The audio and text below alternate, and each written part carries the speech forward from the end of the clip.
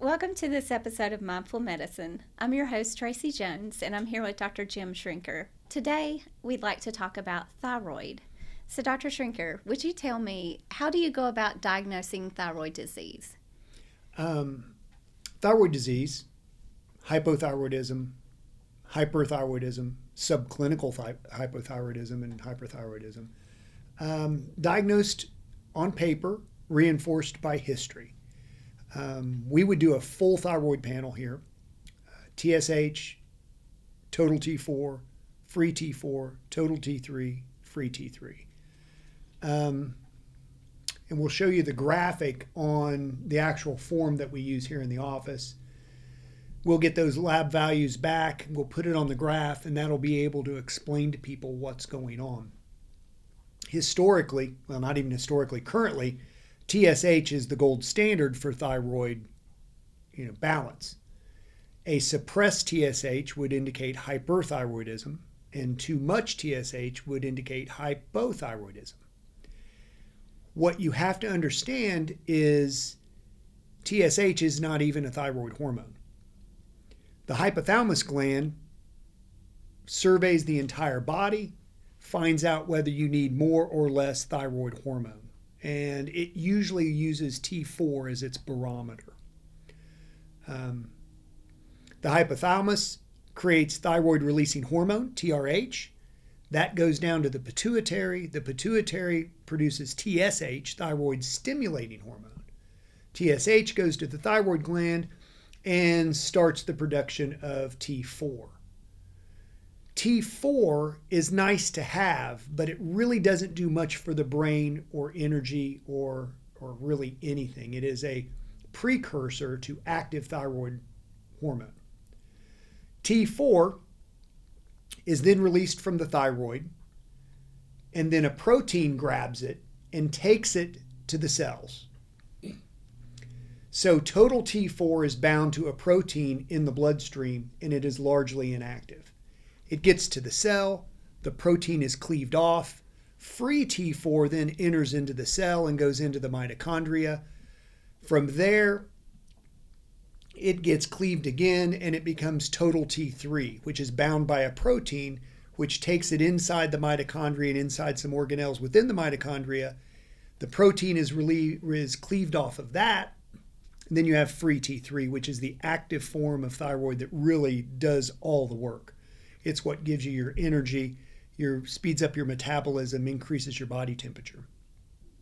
So if you're just getting your TSH checked, you really are not getting your thyroid checked. You're getting your pituitary and your hypothalamus checked.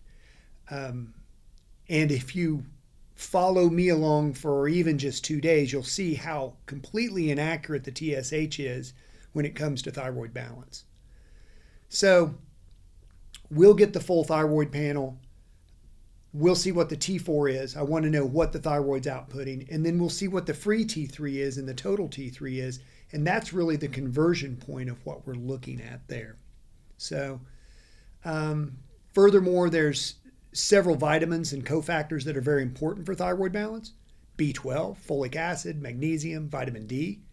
Those are always checked. And if you have a subclinical hypothyroidism, in other words, your thyroid numbers are normal, they're just low normal, you add those cofactors in and many times your thyroid will come back normal at that point. So when someone comes to you and you suspect a thyroid issue with them, how do they generally feel? Well, hyperthyroidism has an odd balance of being psychomotorly agitated yet fatigued. They feel nervous, they feel anxious, they can't really settle down, their brain's going too fast, but they have a fatigue about them. And you would think if the thyroid is overactive, you would have all the energy in the world, you'd be losing weight, and not so much. Usually you have profound fatigue like hypothyroidism, but you also have the brain as being wired with extra T4. And in hypothyroidism, you have all the typical symptoms, which could be anything. Could be estrogen deficiency, progesterone deficiency, vitamin deficiency, but it's fatigue, tiredness, weight gain. A lot of times people have very doughy skin. Hair is unmanageable. It doesn't hold a curl. So there's a lot of non-specific symptoms, which is why if you start looking up the symptoms of hypothyroidism, 90% of humanity will go, oh, my thyroid's out of balance. And they go to their doctor and they get a TSH that is 1.2 and the doctor goes, it's not your thyroid, no way. But if they don't check a free T3 and a total T3, you just don't know because the TSH is not going to be an accurate form of thyroid balance. Okay. So once you start someone on a protocol, do you usually have them try different vitamins and things first? If this is a new hypothyroidism, not hypo, thyroid is underactive. If it's new and their T4 is still relatively within the normal range, 4.5, 5.5, which is very low, 8.2 would be perfect. And their free T3 is 2.5, 2.6, very low, still in the low range of normal, then we would do anything and everything to avoid putting them on a pharmaceutical drug. When you look at hypothalamus, pituitary, adrenals, ovaries, testicles, there's a feedback loop within hormones. If I add a hormone, the body's going to decrease its natural production. So if your thyroid is working, even if it's working poorly, and I add thyroid medicine, I'm going to shut your thyroid down. And if you're not 20 years old, it's probably not going to work again. Then you're stuck with the thyroid medicine the rest of your life, which is fine if you feel better. But what if the thyroid wasn't the issue? What if it was something else that was the issue? Now you're taking a thyroid medicine, you're paying extra money, you're having to go to the doctor, you're getting blood work, and you don't feel any better. So the first thing we try to do for at least 3 months is add the right vitamins, add the right supplements, see if we can kickstart the thyroid. So ashwagandha is something we use a lot of, 300 milligrams a day. That'll help stimulate your thyroid, but you got to have D, B12, magnesium, folic acid in there as well. And again, if we're being completely holistic, you have to talk about the energy system that's behind the thyroid. So the thyroid's in the throat chakra. The throat chakra is all about following your truth. Not necessarily telling the truth, following your truth. What did you want to be when you grow up? You know, life throws you curveballs. You have to get jobs. You might have to have insurance. You get married. You might have kids. And you might wake up and be 45 years of age and always wanted to be a school teacher. But you're doing something different because of insurance reasons, because of money, because of whatever reason. So the question that I ask people with a low thyroid and with a high thyroid is, what do you want to be when you grow up? Where's your hopes and dreams? What's going on? From there, it's about discernment. Are you able to tell what's truth versus what's false?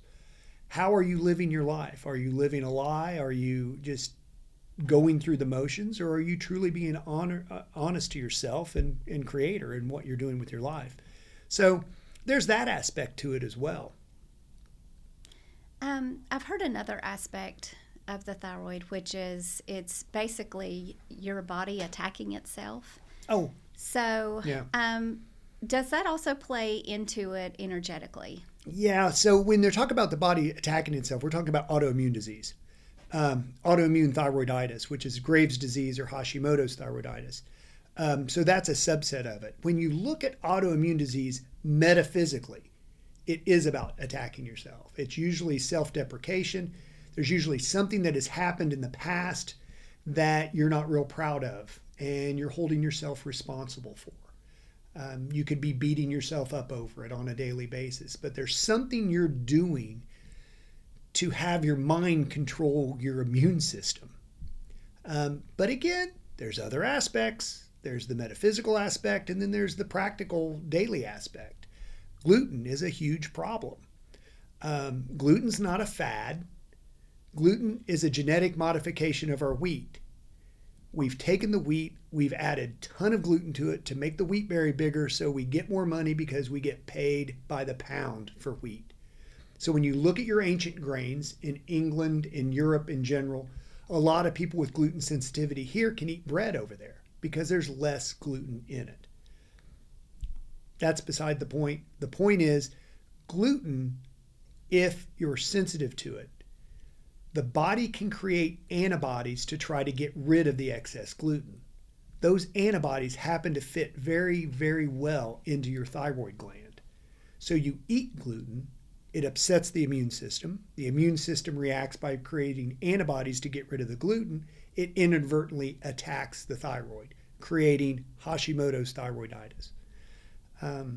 So anybody with an autoimmune issue, yeah, Reiki, yes, acupuncture, mindfulness, but also dietary manipulation. We want them to at least try a gluten-free diet for a couple weeks or 3 weeks. All you're looking for in that time is, do you feel better? Is your gut issues better? Is your brain working better? So you're just looking for any glimpse that gluten may be causing a problem. If it is, then you continue being gluten-free, not gluten-less. Not, oh, I'm only eating gluten on Sunday, or I'm only eating gluten once a day. You have to be gluten-free. If you have any gluten in the diet, even if it's not your fault, your immune system will still react. And your immune system will continue to react for up to 2 weeks. So, you go to a Super Bowl party, you have a little bit of dip with a cracker that has gluten in it, you're going to be paying the price for 2 or 3 weeks afterwards. Wow. So kind of when you look at that food, it's like, is this really worth how I'm going to feel afterwards? And, if you stay off gluten for a while, you can usually add it back into your diet. So that's not the issue. You don't necessarily have to be gluten-free the rest of your life, but you do have to be gluten-free for a period, probably 3 months, maybe 6 months to really get things reversed. And I guess when you go back to eating some gluten, you don't want to just go crazy and go, oh my gosh, let me have all this food. You just want to kind of take your time and just ease it back in, right? It will reactivate, and it can reactivate at any time.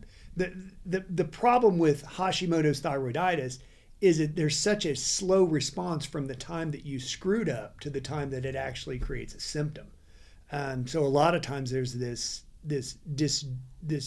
disconnect between, hey, I ate gluten and 2 weeks later I feel bad. Right. So you just kind of need to be mindful of that. Right. So to kind of summarize this, if you diagnose someone with a thyroid problem or autoimmune disease, you have to look at their vitamins, their minerals. You have to have them kind of self-examine some things in their lives to see if they are telling truth and living truth, and have diet in there as well, and all those mindful choices. We really haven't even talked about treatment. We just don't have enough time to get into it in this episode, but we'll get back to them over the next episode and talk to them about how we treat it here. Okay, that sounds great. Thank you so much, Dr. Schrenker. And thank you for watching this episode of Mindful Medicine. Remember, you are loved.